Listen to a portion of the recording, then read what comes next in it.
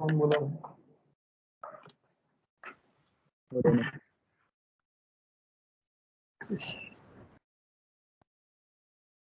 चलो कुछ नहीं, चला बैठ गया इसलिए ऐसा लग रहा होगा।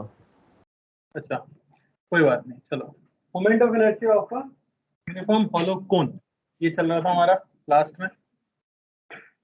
इसमें ना एलिमेंट थोड़ा सा हम अलग तरीके से ले लेते हैं। क्या डिफाइन करेंगे इसके लिए, सिग्मा रो या लैम्डा? क्या डिफाइन होगा? सिग्मा मास पर यूनिट एरिया यानी m bye curve surface area pi R L,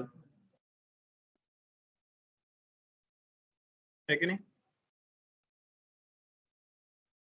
नहीं किया बेटा, पार्ट से आया नहीं होगा ना, थोड़ी कैलकुलेशन कॉम्प्लेक्स हो जाती है। आया क्या आंसर? नहीं आया होगा।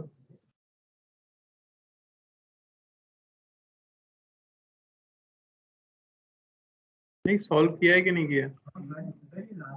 क्या आंसर आया बताओ? क्या नोट सिर्फ वो लिख लिया हुआ है मर्ज पर बैठो, फाइनली आया? नहीं यार, सेम ही तो बैच था। अरे साथ ही में थे ना तुम लोग। चलो ठीक है, मैं लिख देता हूँ एक बार फिर भी, क्योंकि मैंने मॉर्निंग में तो करवाया है। आप भी देख लो यही कि नहीं। मैं इस बार इधर से ले रहा हूँ एलिमेंट, इसके अलोंग जाके एक्स पे dx थिकनेस का। तो ऐसे एक आपको क्या मिल जाएगी, रिंग मिल जाएगी। ठीक है, लिमिट लगाने में थोड़ा सा सही रहेगा। तो इसका डीएम अगर बोला जाए लिख सकते हो, क्या वैल्यू आएगी डीएम की? डीएम हो जाएगा सिग्मा इंटू इसकी लेंथ होगी 2 पाई आर, इसकी रेडियस अलग अलग होगी, ये रेडियस मान लेते हैं आर है। तो यहाँ पे मैं साइन थीटा लिख देता हूँ, क्योंकि मैंने एक्स इधर मान लिया है। समझ आ रहा है? तो वो हो गया r by x is equal to r by under root of r square plus h square. तो स्मॉल आर को लिख सकते हैं r x by under root of r square plus h square. तो लेंथ कितनी होती है रिंग की? 2 पाई आर इंटू थिकनेस क्या मानी है? dx।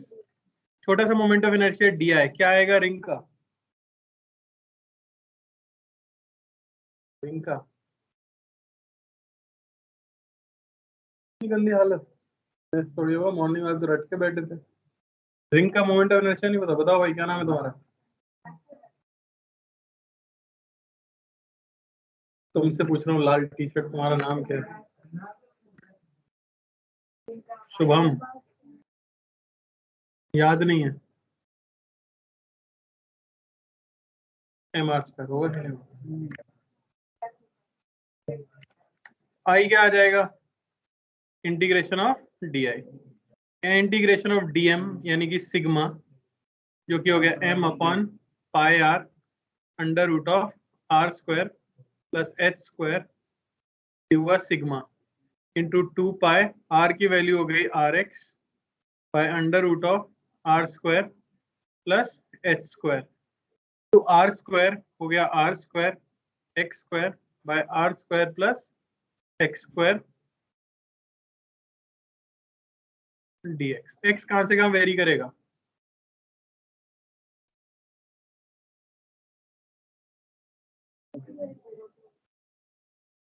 बेटा 0 टू x, x वेरी करेगा 0 टू x।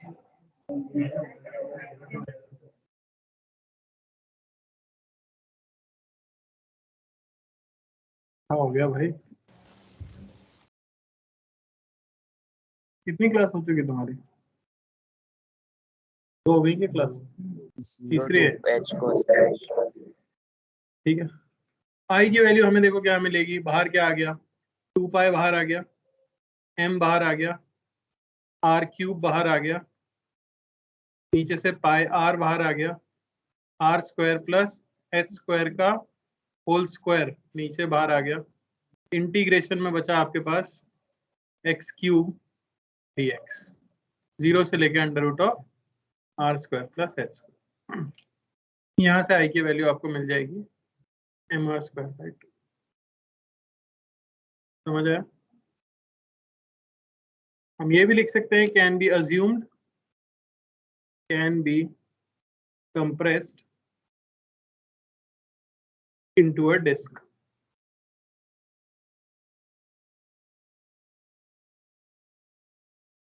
जल्दी से कॉपी करना, इसका होगा तो डिस्क बन जाएगी ना कॉल को।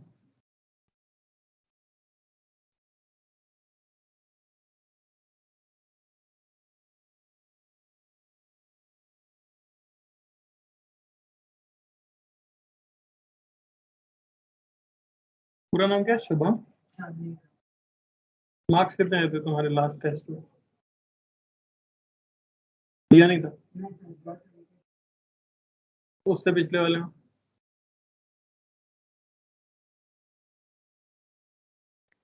कैसे आते हैं जनरली, ये तो आइडिया होगा।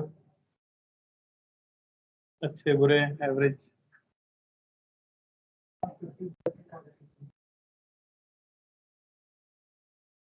समझ आ रहा है जो चल रहा है? थोड़ा बहुत कि पूरी तरह समझ आ रहा है? निकाल कैसे रहे हो परसेंटेज? तो परसेंटेज का फॉर्मूला है क्या तुम्हारे पास? 50% हो जाता है, समझ 85% आ जाता है। 86 नहीं, 84 नहीं, 85। बढ़िया। मैथ स्ट्रांग होगी तुम्हारी, नहीं? कौन सा सब्जेक्ट स्ट्रांग है? बढ़िया। हो गया? आगे आगे लिखिए moment of inertia of a solid कोन।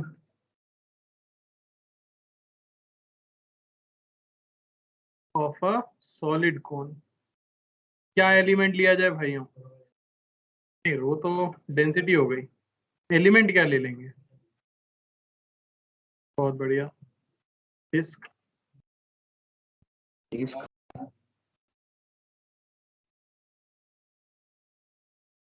देखो, बोलते रहो, वरना क्या होगा ना, मॉर्निंग बैच में तो सब बोल रहे हैं, इवनिंग में सब बोलना बंद कर देंगे। बेटा थोड़ा बहुत तो बोलते रहो, जो पूछा जा रहा है वो बोलो, उल्टा सीधा मत बोलो, वरना फिर और डल हो जाएगा।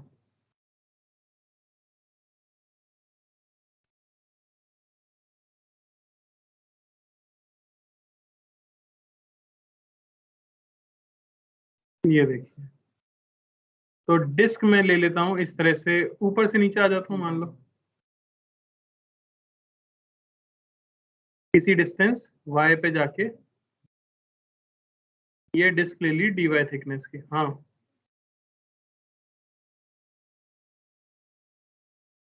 हाँ, उसमें कैलकुलेशन थोड़ी कॉम्प्लेक्स हो रही थी। यहाँ से बेस से भी ले सकते हो, आंसर आ जाएगा।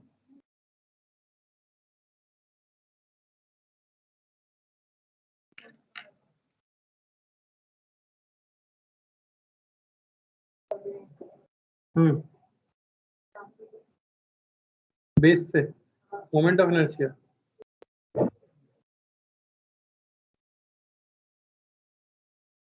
एक बार आंखें बंद करो सब लोग, थोड़ा होश में सर हिलाओ अपना थोड़ा, क्योंकि मुझे लग रहा है कहीं और चले गए दूसरे यूनिवर्स में। क्या? मोमेंट ऑफ इनर्शिया तो एक्सिस डिपेंडेंट है, उसका डिस्टेंस डिस्टेंस से क्या लेना देना है? एलिमेंट मैंने ले लिया, इसके लिए रो डिफाइन करेंगे। रो क्या हो जाएगा? मास अपॉन वॉल्यूम क्या होती है? बहुत बढ़िया, 1/3 पाई आर स्क्वायर एच। डीएम बताओ फटाफट। रो इंटू ये रेडियस आएगी आर, क्या ले लूं? टेन थीटा ले लूं? टेन थीटा, ये हो गया आर बाय वाई, ये हो गया आर बाय एच।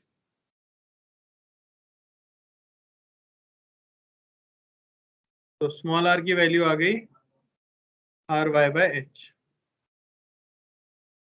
तो रो इंटू एरिया बोलो एलिमेंट का, पाई स्मॉल आर का square into thickness d y. छोटा सा moment of inertia d I, ये हो गया d m r square by 2। Disc लिए क्योंकि आपने एलिमेंट, समझ आ रहा है? डिस्क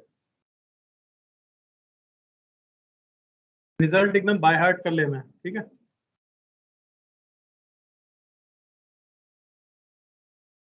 बस आई हो गया हमारे पास integration of density 3m upon pi R square H into pi R square यानी R square Y square by H square into R square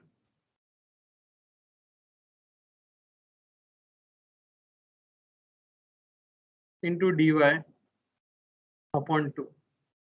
limit क्या लगेगी y की?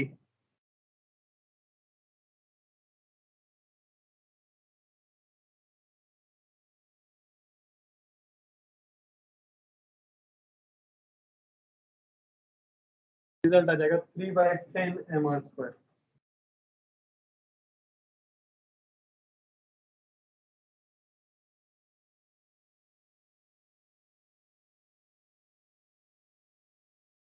कोई दिक्कत?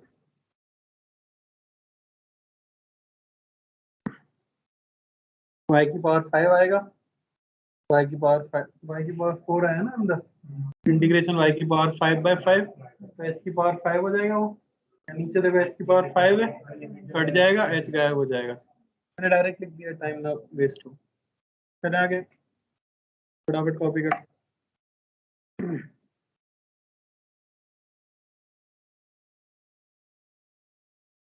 अरे प्लीज ओम जी की कमी मत पूरी करो यार। कैपिटल एम स्मॉल एम सब चलता है, पर कैपिटल एम तो मोमेंट ऑफ इनर्शिया में आ गया ना। फिर कैसे यूज, फिर कंफ्यूज भी हो सकते हो कि ये मोमेंट ऑफ इनर्शिया है, आई से आई भी कट जाएगा, ओ से ए जीरो कट जाएगा, है कि नहीं? चलो आगे। वो है moment of inertia of a triangular plate. आखिरी स्टेप है हमारा जो याद रखना होता है स्टैंडर्ड।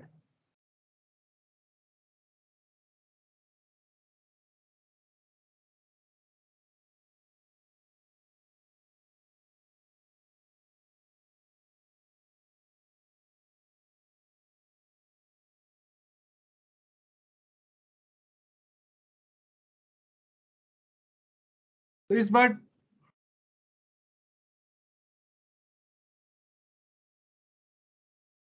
एक ट्रायंगुलर प्लेट है और इस पर मोमेंट ऑफ इनर्शिया हमें बताना है अबाउट द बेस, यानी किसी भी एक साइड के अबाउट। ऐसी एक्सिस है आपकी, समझ आ रहा है?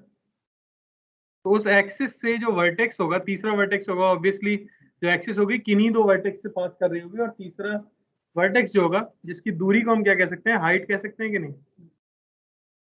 तो यह हाइट मान लेता हूं मैं h है।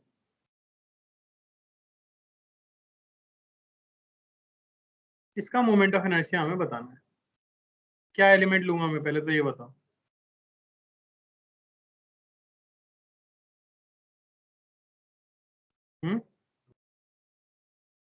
कॉर्ड स्ट्रिप, बिल्कुल सही। बेस से ले लूं, तो बेस से किसी y डिस्टेंस पे जाके और एक dy थिकनेस की स्ट्रिप ले लेता हूं। पहले तो क्या डिफाइन होगा, सिग्मा, रो, लैम्डा,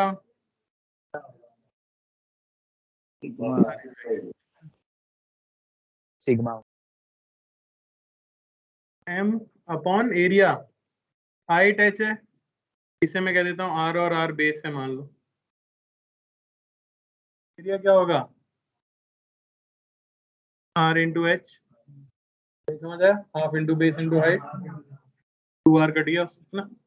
ये सिग्मा आ गया। स्ट्रिप का एरिया dm, ये फिर से थीटा ले लेते हैं, ये स्मॉल r रेडियस r, तो हम कह सकते हैं r अपॉन ये डिस्टेंस क्या होगी, h माइनस वाई, ये इक्वल होना चाहिए r अपॉन h। तो स्मॉल r की वैल्यू मिल गई r upon h into h minus y. dm क्या लिखोगे, dm हो जाएगा सिग्मा इंटू इसकी length 2r into thickness dy। समझ आया कि नहीं? छोटा सा मोमेंट ऑफ इनर्शिया क्या लिखोगे स्ट्रिप का, dm, सारे के सारे मास की डिस्टेंस क्या y है एक्सिस से, अरे y तो dm y से।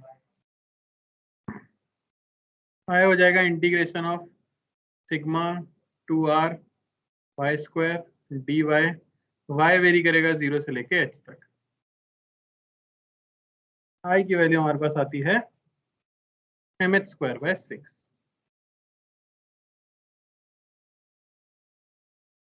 तो किसी भी ट्राइंगल के लिए उसके किसी भी एक साइड के अबाउट मोमेंट ऑफ इनर्शिया आता है mh²/6। याद रखना है।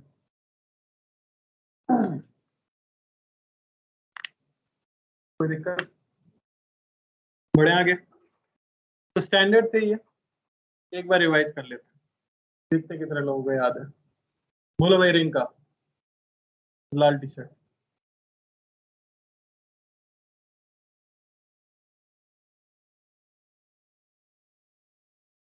अभी तो पूछा था, फिर तुमने बताया था, फिर पूछा है दोबारा, तुम फिर भूल गए।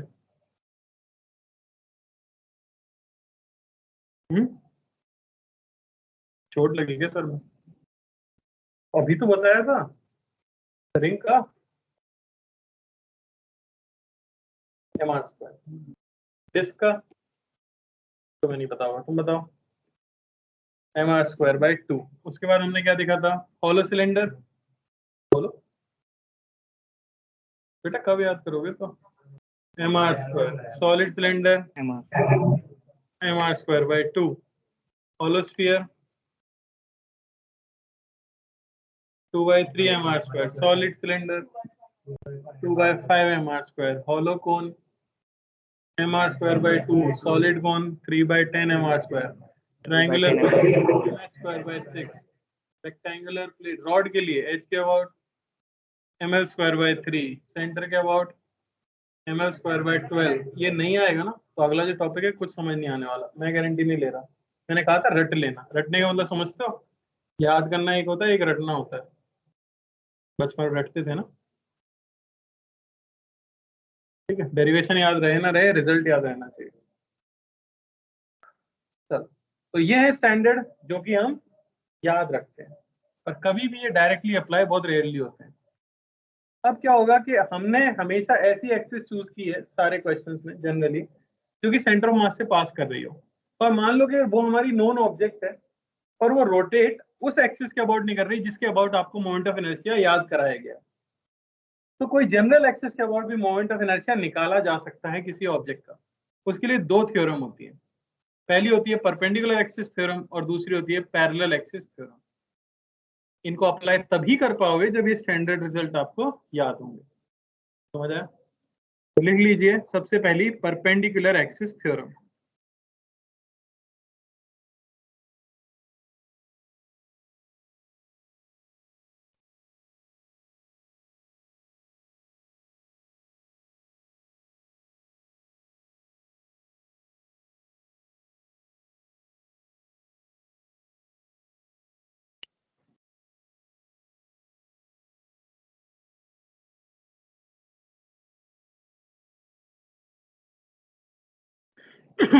सबसे जरूरी चीज परपेंडिकुलर एक्सिस थ्योरम के बारे में ये है कि इट कैन ओनली बी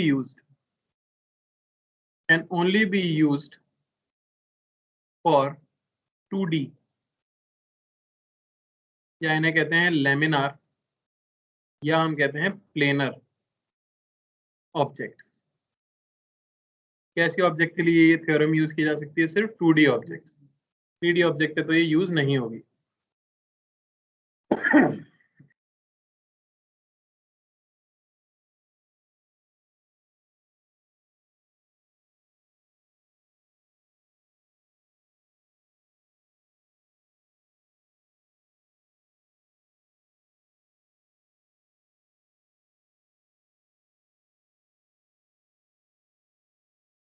सब पता है z axis out of the plane होती है, बनाते हैं ऐसे। अब मान लो कि मेरे पास एक रिजिड बॉडी है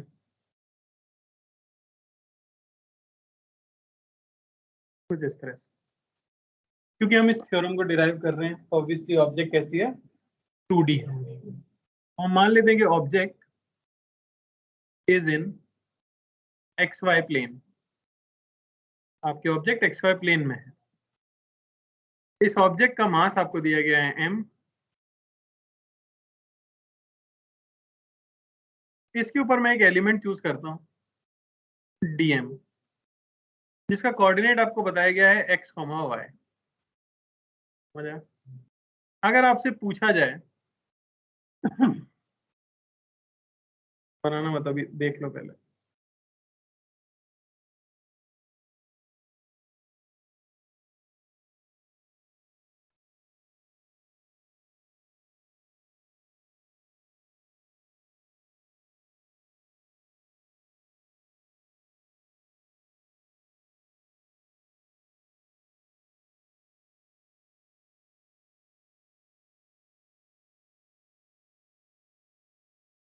अगर आपसे पूछा जाए कि moment of inertia of element about x axis क्या होगा, क्या आप बता सकते हैं?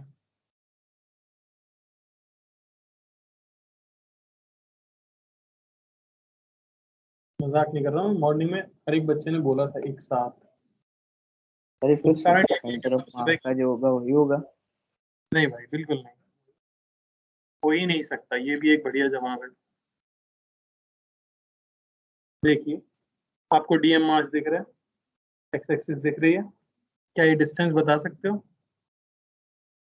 कितनी होगी? वाह, क्या ये परपेंडिकुलर डिस्टेंस है? किसी ऑब्जेक्ट का मोमेंट ऑफ इनर्शिया क्या होता है? डिस्क्रीट पार्टिकल सिस्टम में मोमेंट ऑफ इनर्शिया पढ़ा था, क्या फॉर्मूला था?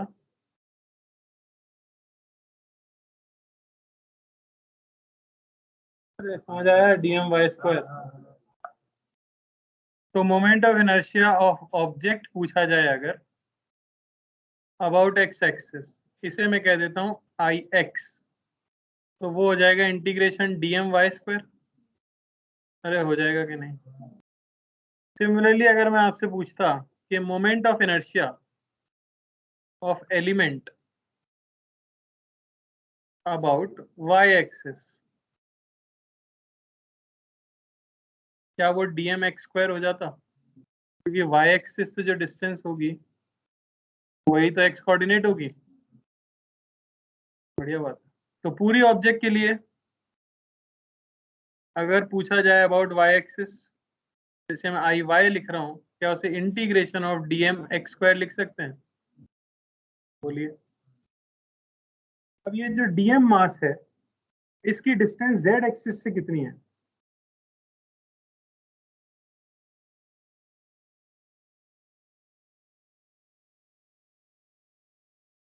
बहुत बढ़िया बेटा, ये जेड है, यहाँ पे आपका डीएम है,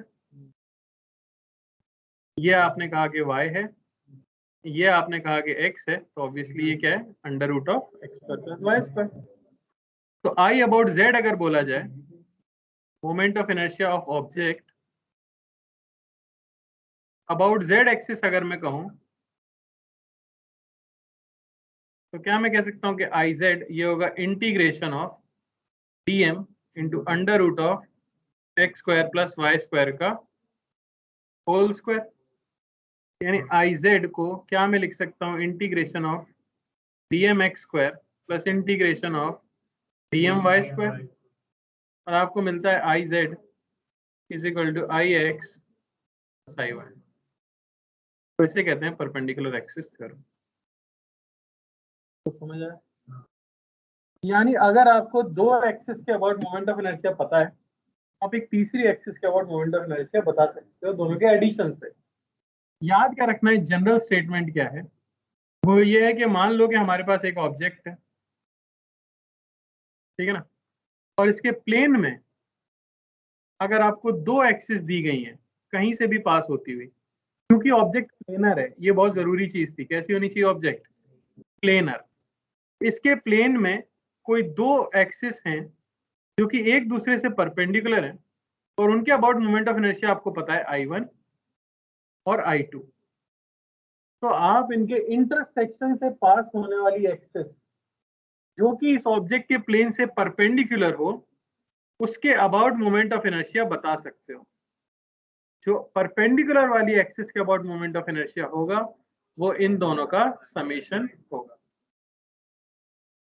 लोग इसी में गलती कर देते हैं, वो सोच लेते किन्हीं भी दो को जोड़ दो तीसरे के बराबर आ जाना चाहिए, ऐसा नहीं होगा।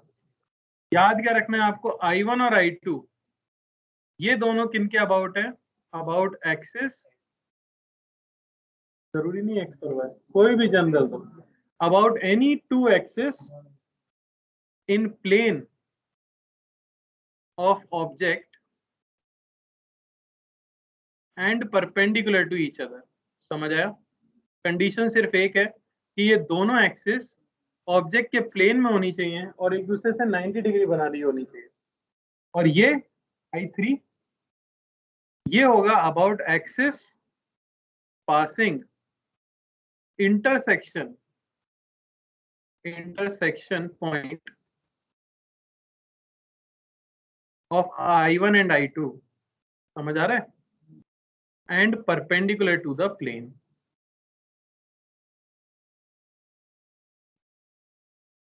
तो हम ये थ्योरम यूज कर सकते हैं। देख लो फटाफट, कोई डाउट है तो पूछो।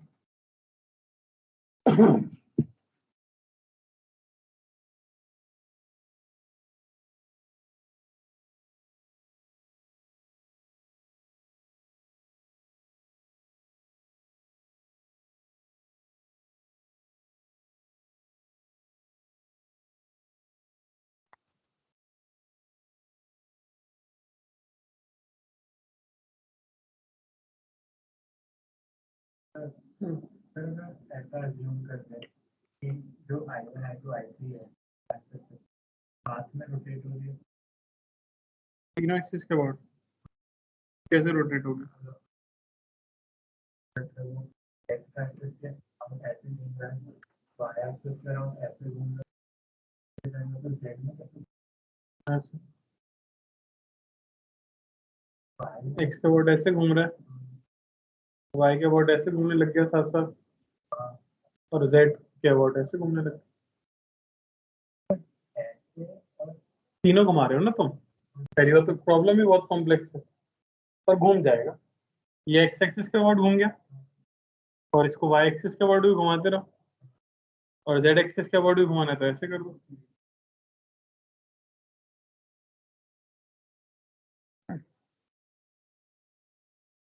जल्दी से कॉपी करना।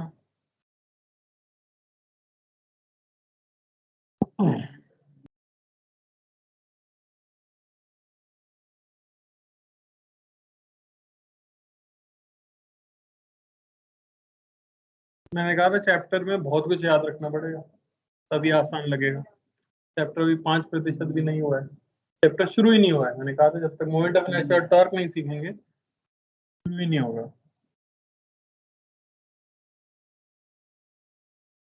बिल्कुल भाई, इसमें सब यूज हो जा रहा है।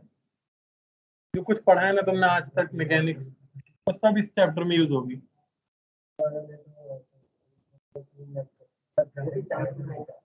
सर टैलेंटेड हैं और तुमको टैलेंटेड मानते हैं, बस और क्या चाहिए। पता क्यों नहीं है? कि हम कोचिंग में जाएंगे सब पढ़ लेंगे तो उनको बताएंगे। हाँ ऑब्वियसली होगी भी।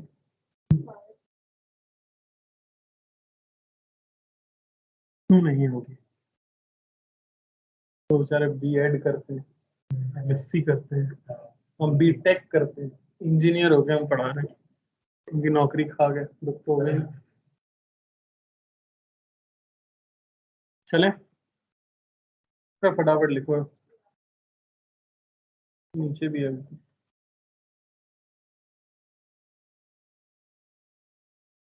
नोटबुक नहीं लगे? अच्छा, ऐसा लगा एक पेज भरने वाली है, आज तो भर जाएगी। दूसरी है रफ में लिख।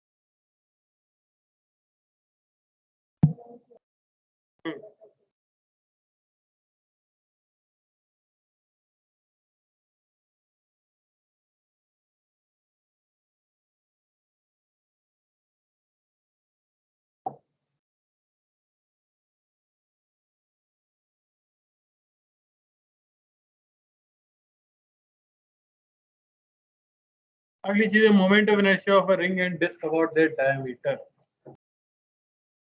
पहला, रिंग का मोमेंट ऑफ इनर्शिया आपको पता है क्या? भाई लाल टी शर्ट में रिंग का मोमेंट ऑफ इनर्शिया पता है? हाँ क्या है, वही पूछ रहा हूँ। नहीं याद?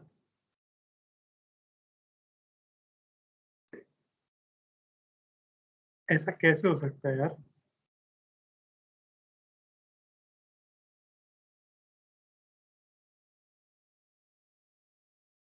बढ़िया। इसके अबाउट आपको मोमेंट ऑफ इनर्शिया पता होता है? क्या होती है बेटा वैल्यू? Yes M R.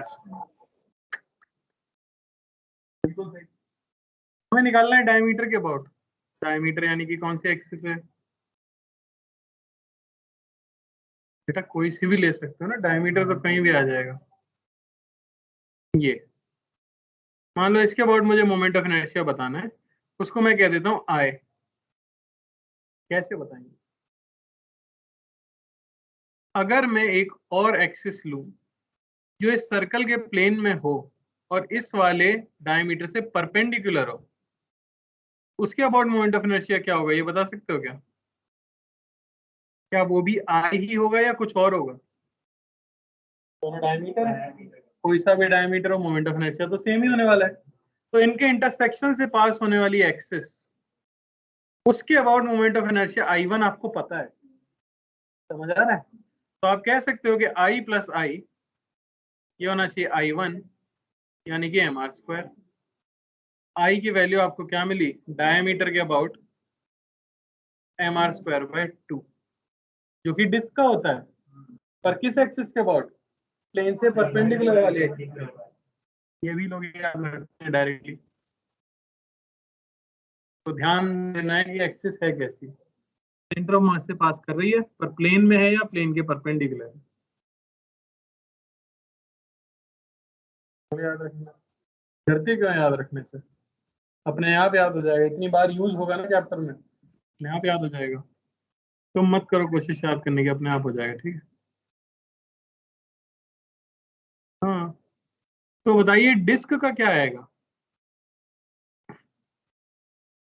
अरे बोलो, सेम लॉजिक से। एम आर स्क्वायर बाय 4 होगा।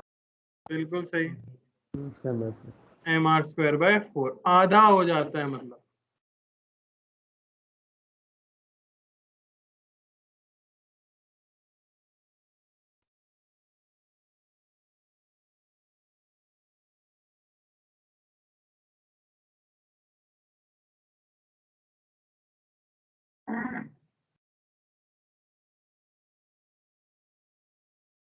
तो दिक्कत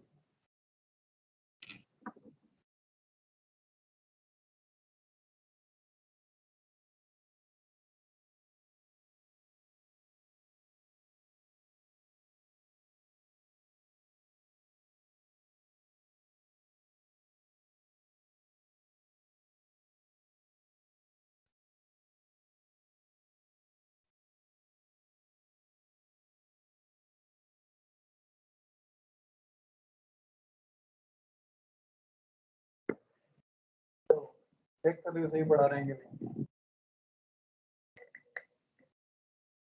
कोई नहीं आया। हाँ याद तो करना पड़ेगा ना। अब अगर एम आर स्क्वायर ही नहीं याद होगा तो एम आर स्क्वायर बाय 2 कहाँ से आएगा? तो जब एम आर स्क्वायर बाय 2 ही याद नहीं होगा तो बाय 4 कहाँ से आएगा? ये तो भी समझ आएगा कि आधा करना है, पर किसको आधा करना है यही नहीं पता होगा तो फिर क्या आधा करोगे? चले आगे। अब मैं क्वेश्चन देने वाला हूँ, आपको थ्योरम यूज करनी है, अपना दिमाग लगाना है। सारे क्वेश्चन इसी से सॉल्व होंगे जो मैंने बताया है। पहला हमारे पास है एक स्क्वायर प्लेट,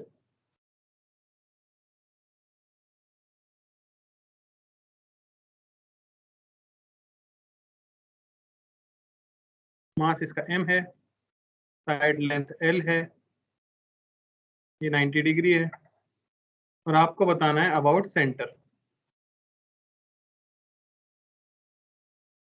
एक्सिस समझ आई कैसे? इसके अबाउट आई बताना है। ऐसे अब अगर घूमता अपने सेंटर के अबाउट, आई क्या होगा?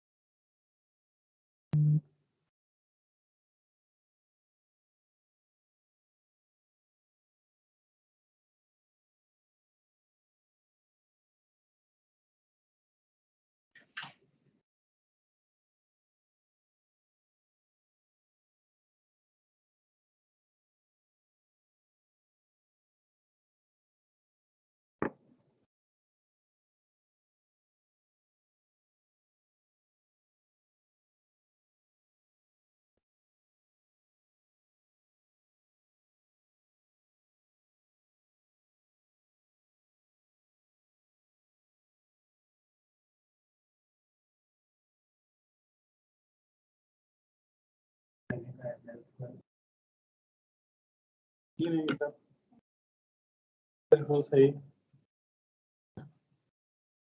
2 कहाँ से आया? वो 2 एम कहाँ से? स्क्वायर बाय 6 हमने क्या किया? I plus I M L square, है ना? वही मैं भी नहीं समझ कैसे 2, वो 2 नीचे कहाँ से आया?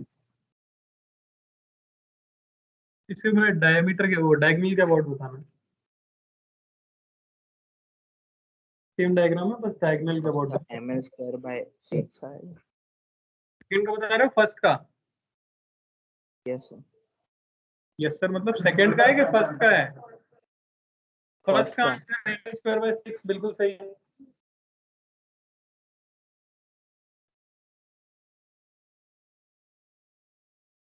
तो देखो, आपको क्या पता है? ये तो हमें पता नहीं परपेंडिकुलर एक्सिस के अबाउट क्या होता है। तो अगर मैं इस पॉइंट से पास होती हुई एक ये एक्सिस इमेजिन करूं, तो क्या इसके अबाउट मुझे पता है? तो याद करो, रेक्टेंगुलर प्लेट कैसे बिहेव करती है? रॉड की तरह। परपेंडिकुलर वाला डायमेंशन लेंथ का काम करता है। तो ये एक्सिस सेंटर ऑफ मास से पास कर रही है। परपेंडिकुलर वाला डायमेंशन क्या है? एल।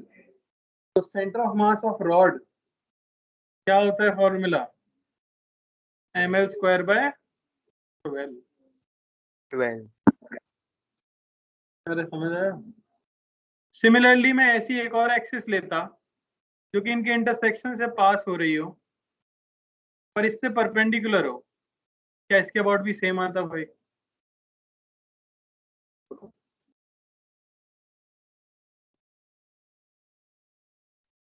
इसके अबाउट भी मोमेंट ऑफ इनर्शिया आपको मिलता एम एल स्क्वायर बाय 12। क्या ये दोनों इसी प्लेन में? तो इसके अबाउट जो आई होगा, आई ये होना चाहिए 2 times m L square by 12, यानी आई होगा एम एल स्क्वायर बाय 6। तो इसके लिए पहले वाला कौन सा रिजल्ट यूज हुआ? Centre of mass of rod वाला। तो वो याद होगा तो ये होगा। क्लियर है? बताइए दूसरा, अगर डायमीटर के अबाउट पूछा जाए। सर इसका एम एल स्क्वायर बाय 12 आ रहा है। बिल्कुल सही।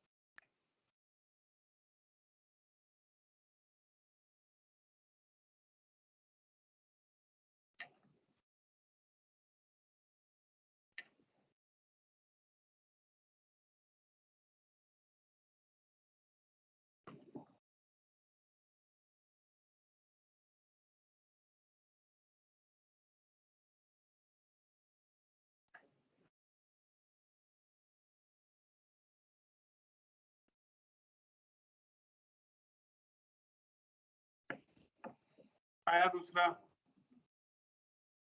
नहीं आया, हार मान ली। Sir M L square by 12 आ रहा है। ml स्क्वायर बाय 12 बिल्कुल Second. सही।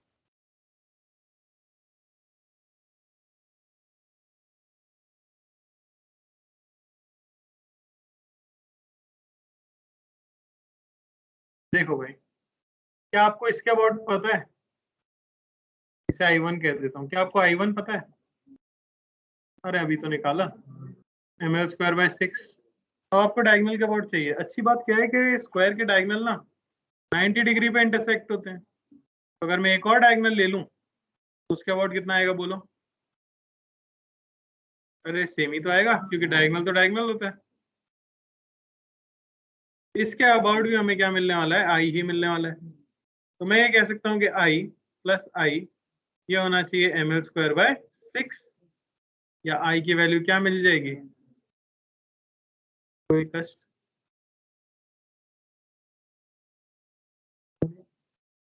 तीसरे सवाल में मैंने एक रैंडम एक्सिस ले लिया, थीटा बनाती हुई, जो सेंटर को पास कर रही है।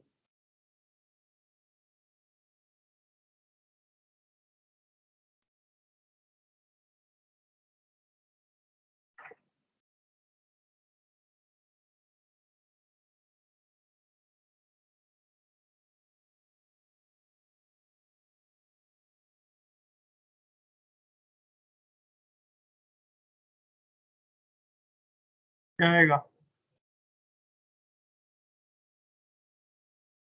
हमें पता है क्या है। एक तो हमें ऐसे ऐसे पता है ml square by 12, ml square by 12। हमें डायगोनल के अबाउट भी पता है ml स्क्वायर बाय 12, और हमें परपेंडिकुलर वाला भी पता है ml स्क्वायर बाय 6। अभी कुछ रैंडम है, तो अगर इस रैंडम के करस्पॉन्डिंग एक और रैंडम बनाया जाए जो कि इससे परपेंडिकुलर हो जा रही है बात, तो क्या उसके अबाउट भी मोमेंट ऑफ इनर्शिया सेम आएगा?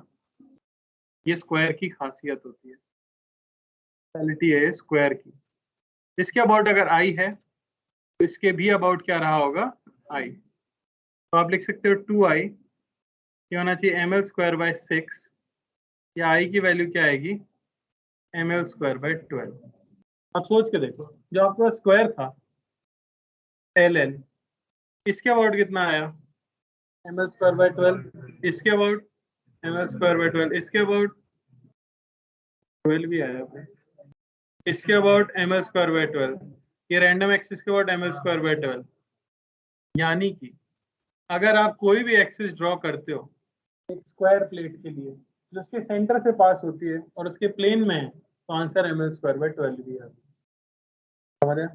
अभी थीटा वाला क्वेश्चन जब एग्जाम में देते हैं तो बच्चे बहुत कंफ्यूज हो जाते हैं, उन्हें समझ नहीं आता। तो हम क्या करेंगे, नोट बना के लिख लेंगे।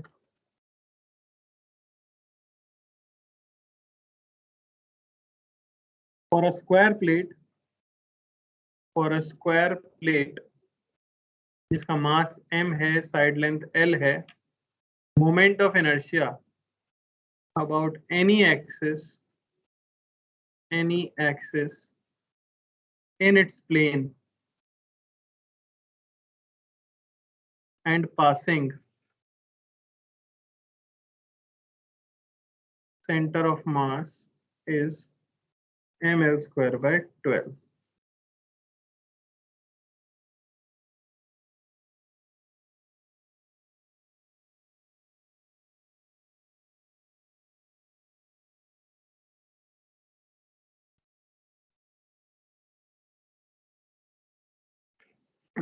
बढ़िया है ना? सोचना ही नहीं है। ml square by 12। आगे बढ़े।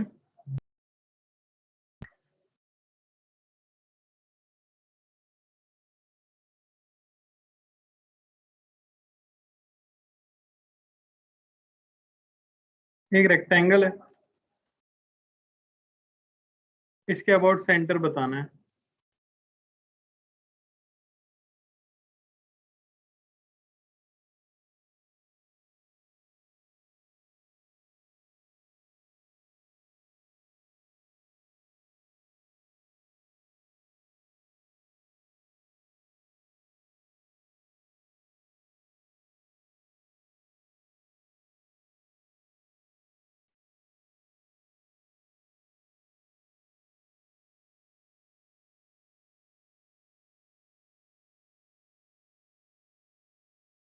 थोड़ा सा चेंज करना बस ध्यान से, थोड़ा सा ऑलमोस्ट सही। थ्री वाला रिजल्ट किसके लिए होता है? थ्री, m/3 जो आया ना, थ्री वाला किसके अबाउट होता है रॉड का? एज। जबकि यहाँ कहाँ से पास कर रही है? सेंटर ऑफ मास। क्या आएगा? 12 आता है ना फॉर्मूला।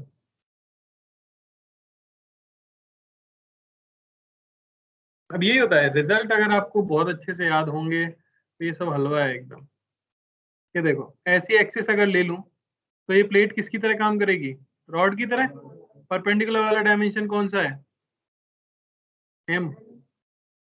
कुछ मत बोलो यार, तो परपेंडिकुलर। इसका m/4 a² + b² आएगा। ये दिख रहा है परपेंडिकुलर लेंथ।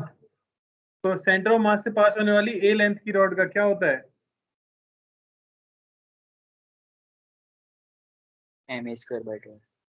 सिमिलरली एक और ले लें जो कि सेंटर ऑफ मास से पास कर रही है। इस बार परपेंडिकुलर डायमेंशन क्या है? तो क्या होगा? आई क्या होगा? I1 + I2 m a² + b²/12। याद रखते हैं लोग।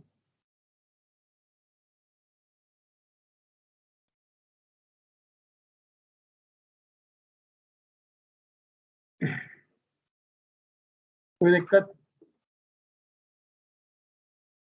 I1 कह देता हूँ इसे। और मैंने मॉर्निंग में नहीं कराया था, पर मैं इसके अबाउट पूछूं तो I2।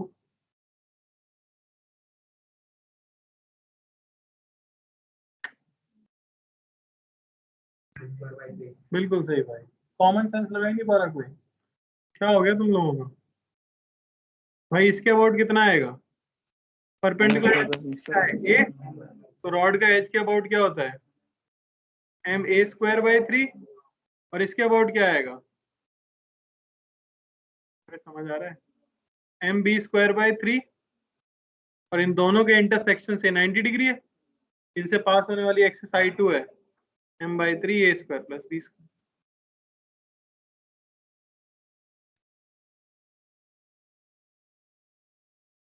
प्लेट बिहेव करती है रॉड की तरह। रॉड का रिजल्ट याद होना चाहिए। बढ़े आगे।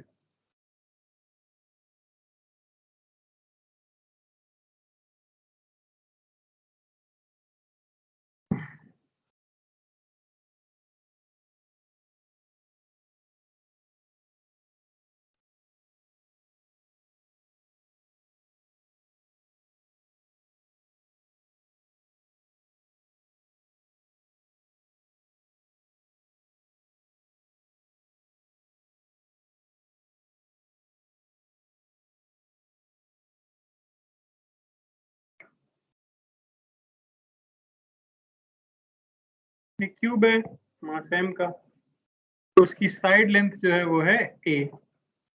और हमने एक एक्सिस ले लिया इस तरह से।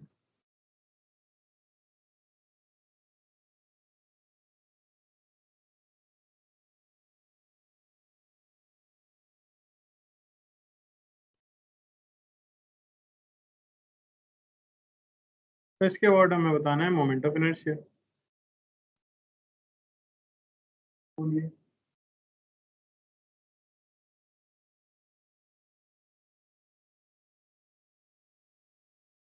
सर ma²/12 आएगा, अरे सॉरी 6 आएगा। बिल्कुल सही भाई। Yes sir, ma²।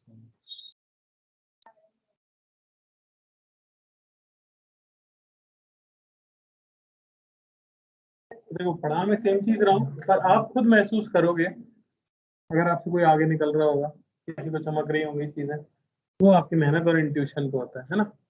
तो इसको पूरे को पिचका सकते हैं ऐसे, क्या ही फर्क पड़ेगा? ऊपर से देखोगे तो आपको क्या दिखने वाला है? एक स्क्वायर दिखने वाला है। और ये एक्सिस कैसी दिखने वाली है? पार होती हुई इस तरह से। इसके अबाउट तो हमें पता ही है रिजल्ट। इस परपेंडिकुलर वाली के ma²/12, 12 ऐड करके ma²/6। कोई दिक्कत?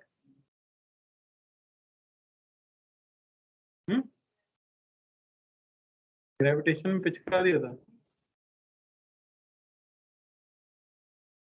क्या निकल रहा है?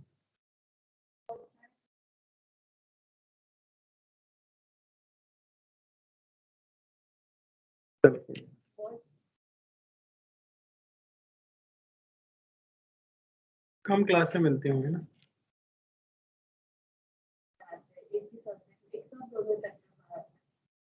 तुम्हारे पर विश्वास ज्यादा है उनको। स्कूल में ऐसा होता है? ये क्या है बताओ?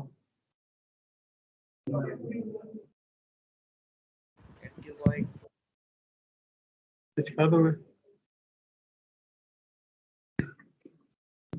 पिचकाना इस तरह होता है कि चेंज ना हो मास डिस्ट्रीब्यूशन, याद है ना? तो ये लेंथ ए है, ये लेंथ बी है, और ये लेंथ सी है, मास है एम। एक्सिस बना रहा हूं मैं, देखना ध्यान से। एक एक्सिस इस फेस से घुसती है, इस तरह अंदर जाती है, और यहां से बाहर। इसके अबाउट है मोमेंट ऑफ इनर्शिया I1। एक एक्सिस ऊपर से आती है,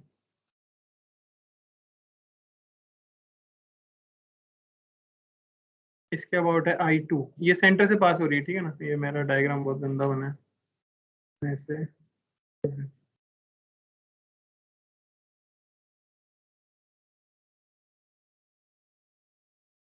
सेंटर से पास होती हुई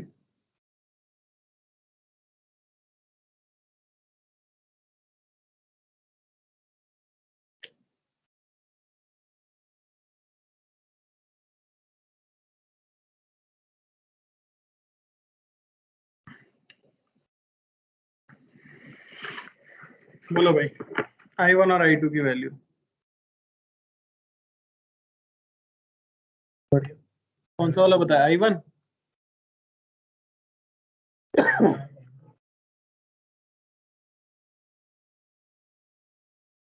तो एक्सिस के अबाउट कैसे पिचकाते हैं ये समझ आ रहा है? ब्रेड का पैकेट देखा है? ब्रेड का पैकेट, और एक्सिस जो होती है ना, उसको मान लो कि आपके पास वो है सीख कबाब जो होता है ना, उसको ऐसे घुसा दो और फिर पूरी ब्रेड को पिचका दो। तो आपकी ये ग्रीन वाली लाइन दिख रही है? पिचका में कौन सी साइड खत्म हो जाएगी? सी वाली खत्म हो जाएगी कि नहीं? बचेगा क्या? ए और बी। तो सीधे रेक्टेंगल वाला MA² + B²/12। समझ आया?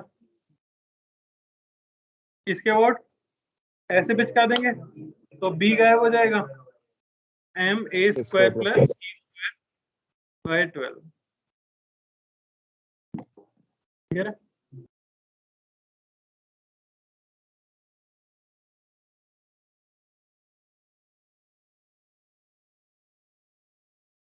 ये परपेंडिकुलर एक्सिस थ्योरम, याद है? क्लियर है? आगे लिख लीजिए पैरेलल एक्सिस थ्योरम।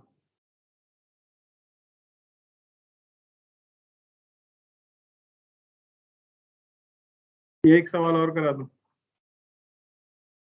मॉर्निंग में तो कराया था, करा ही देता हूं मैं। नोट्स कंपेयर करते हो क्या तुम लोग? कोई ना कोई तो करता ही होगा। सर आप दोनों नोट्स पेज दिया करो ना, मॉर्निंग और इवनिंग वाले। क्या भाई? मॉर्निंग और इवनिंग दोनों के नोट्स पेज दिया करो ना, कंपेयर हम कैसे करेंगे? मत करो ना, कौन कह रहा है तुमसे कंपेयर करने के लिए? हम्म, विश्वास रखो, सेम पढ़ाया होगा। नहीं है विश्वास तो फिर कहीं से पता करो। हम क्यों भेजें दोनों, है ना? ओके।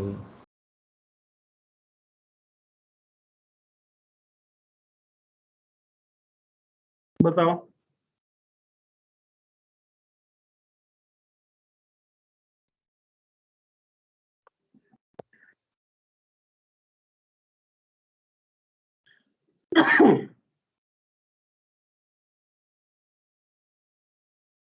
But 2/5 हमारे को 2/5।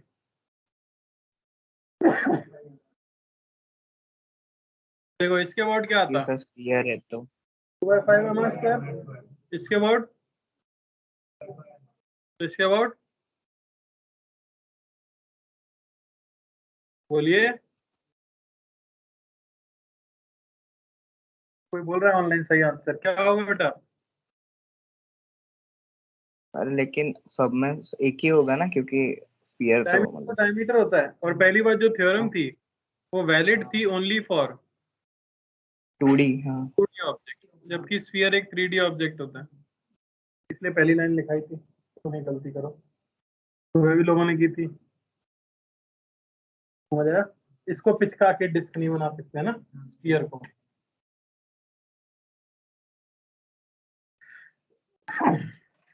चलिए पैरेलल एक्सिस थ्योरम का मतलब क्या है वो देख लेते हैं। तो मान लो हमारे पास एक ऑब्जेक्ट है इस तरह से,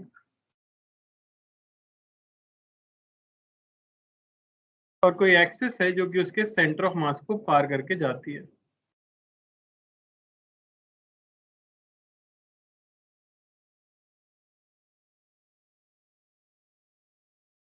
समझ आया? तो यही सेंटर ऑफ मास था, ऐसा मान लो। और इसके बाद मोमेंट ऑफ इनर्शिया था, उसे मैं कह देता हूँ ICM। अब हमारे पास कोई एक्सिस है जनरल जो कि इस एक्सिस से पैरेलल है। पैरेलल लाइंस के बीच में सेपरेशन होता है D, कोई भी डिस्टेंस। तो ये हमारी एक्सिस है। इसके बाद मोमेंट ऑफ इनर्शिया क्या होगा मुझे ये बताना है। क्या इसमें कोई कंडीशन है? नहीं। तो ये सबके लिए वैलिड है, 2D हो 3D हो। यानी इस थ्योरम को आप कब यूज करोगे? जब आपको किसी ऐसी एक्सिस के बाद मोमेंट ऑफ इनर्शिया निकालना हो जो सेंटर ऑफ मास से पास होने वाली एक्सिस के पैरेलल हो। इसलिए थ्योरम का नाम है पैरेलल एक्सिस थ्योरम। समझ आया? अब मान लेते हैं ये डिस्टेंस हमें D दी गई है, तो दी गई है ये हो गई D। इस एक्सिस से या इस सेंटर ऑफ मास से किसी एंगल थीटा पे मैंने ले लिया एक एलिमेंट DM, और ये जो एंगल है इसे मैंने कह दिया थीटा। ये जो डिस्टेंस है इसे मैंने कह दिया R। तो आप जानते हो कि ICOM की वैल्यू क्या है? ICOM की वैल्यू होगी integration of R² DM। Centre of मास के बाद ऐसे निकालेंगे, सबकी डिस्टेंस R ले लेके R² DM इंटीग्रेशन। समझ आया? हमें इस एक्सिस से चाहिए, ठीक है नहीं? इस एक्सिस से इस पॉइंट की डिस्टेंस क्या होगी? तो अगर आप देखो तो ये डिस्टेंस इस तरह से आपको दी गई है D, यहां से ये डिस्टेंस आपको दी गई है R, और ये एंगल दिया गया है थीटा। मैं निकालना चाहता हूं ये डिस्टेंस x। तो x क्या होगा?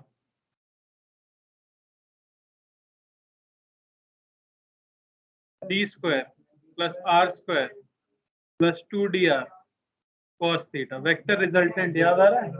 बचपन में पढ़ाया गया था। क्लियर है कि नहीं है? अरे बोलो। तो उसका जो मोमेंट ऑफ इनर्शिया आएगा अबाउट एक्सिस DI, क्या मैं इसे कह सकता हूँ DMx²?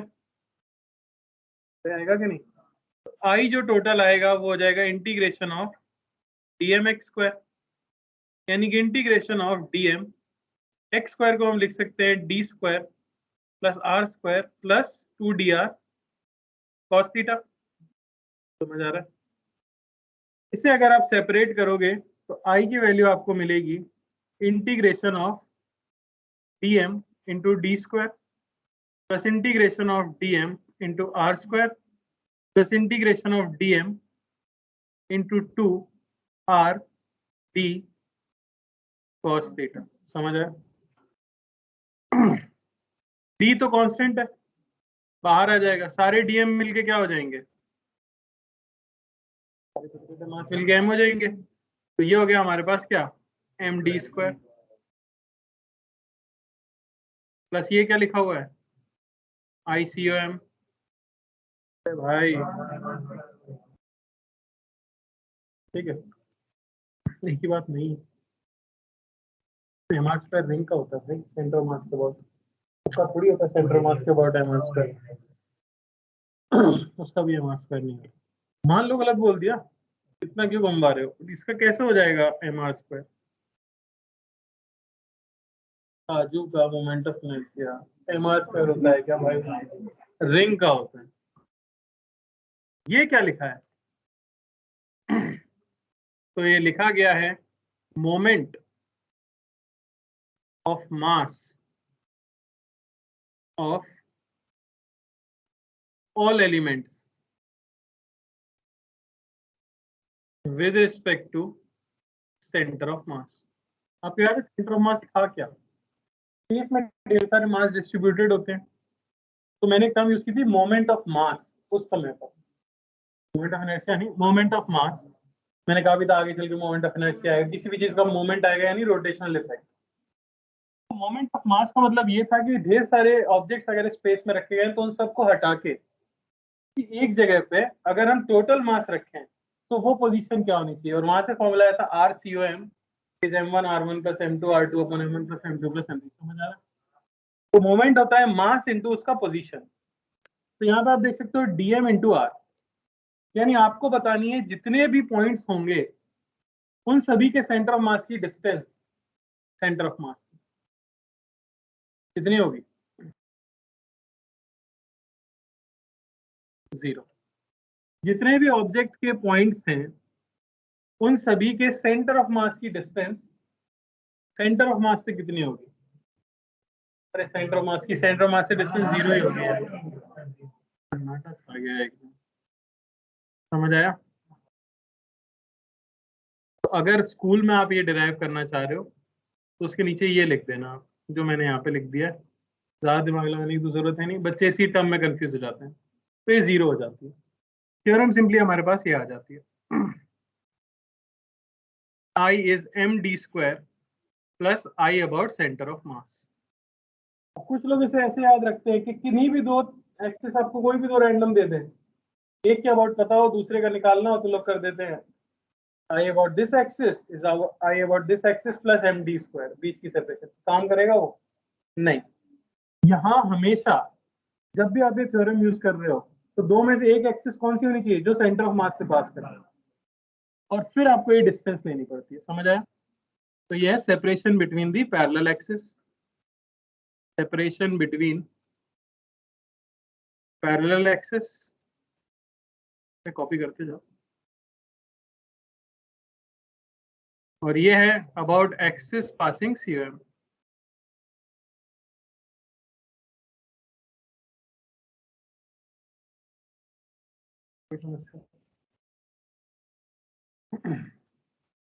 वैसे मैं PDF ही सेंड करूंगा, शायद यहीं तक पढ़ा है, एक बार मैं चेक कर लेता हूँ।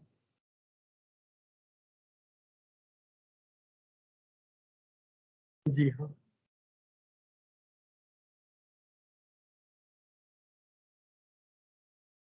क्या मोमेंट ऑफ मास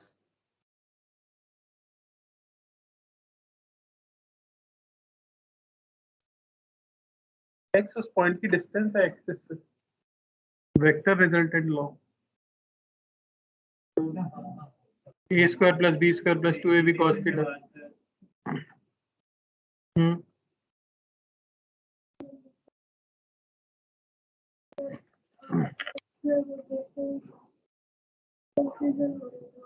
किसमें होता? तो वो परसेंट डिग्री होना चाहिए, तो फिर एक्स ले वो तो थोड़ा स्लैंट में। बेटा पर हमने उसको ऐसे लिया, आपने डायग्राम देख रहे हो, मैंने इसको ऐसे पियर्स होते हुए दिखाया है। ये जो एक्सिस है उसका प्लेन अलग है ना। हाँ, आउट ऑफ द प्लेन आते हुए मान लो उसे, तो यही डिस्टेंस तो रहेगी ना।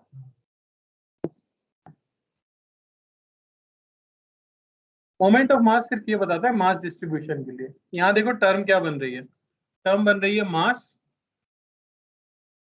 Into are. आर क्या है? उसकी पोजीशन। समझ आए? डी तो चलो कांस्टेंट है, तो मास और उसकी पोजीशन, ये पोजीशन किससे है? सेंटर ऑफ मास है कि नहीं है? तो आप सबके लिए क्या करोगे? dm into r1 plus dm into r2 plus dm into r3। इससे क्या मिलता है? पोजीशन ऑफ सेंटर ऑफ मास। किसके रिस्पेक्ट में? ओरिजिन के रिस्पेक्ट में। यहाँ आपने r लिखा किसके रिस्पेक्ट में? सेंटर ऑफ मास के रिस्पेक्ट में। अरे समझ आ रहा है? तो इफेक्टिवली क्या आना चाहिए? क्योंकि सेंटर ऑफ मास तो सेंटर ऑफ मास पर ही आना चाहिए ना, तो इफेक्टिवली टोटल मोमेंट ऑफ मास क्या आना चाहिए? 0। समझ आया?